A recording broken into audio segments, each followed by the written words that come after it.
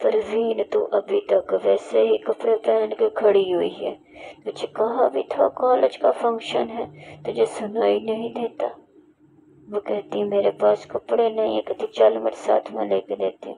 उसको अच्छे से शुमाइला कपड़े लेके देती है, मेकअप करा तो इसकी तो काया ही बदल जाती है। कहती हाय ये मैं लग रही हूँ कसम से। और क्या कितनी प्यारी लग रही है तू। चल चले कॉलेज के फंक्शन पे चल।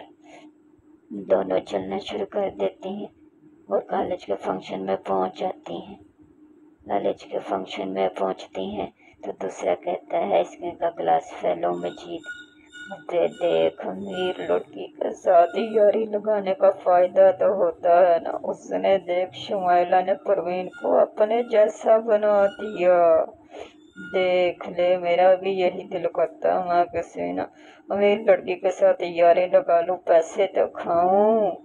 बकवास नहीं करो तुम दोनों, चूल्हे मार रहे हो। मेरी दोस्त है बचपन की। वाह मेरी बात सुन परवीन, बात तो सुन। दफा हो जाओ यहाँ से तुम दोनों। मेरी दोस्त नाराज होके चली गई है। वो बेचारे ठीक होके चले थे।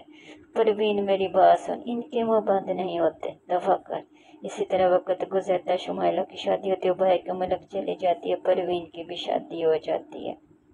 वो भी एक नॉर्मल से घर में आ जाती है। फिर परवीन एक छोटे से बेटे को जन्म देती है। बेटा भी उनका बड़ा खूबसूरत होता है, बाप बड़ा खुश होता है। अल्लाह ताला ने हमारे जिंदगी मुकम्मल कर दी। तो वो रोए जा रहा होता है।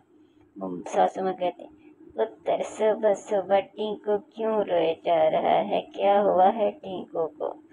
पता नहीं माँ जी, सुबह से बस रोए जा रहा है। मैं तो काफी चुप करवा रही हूँ लेकिन चुप नहीं कर रहा। तुम परेशान ना हो, मैं देखता हूँ।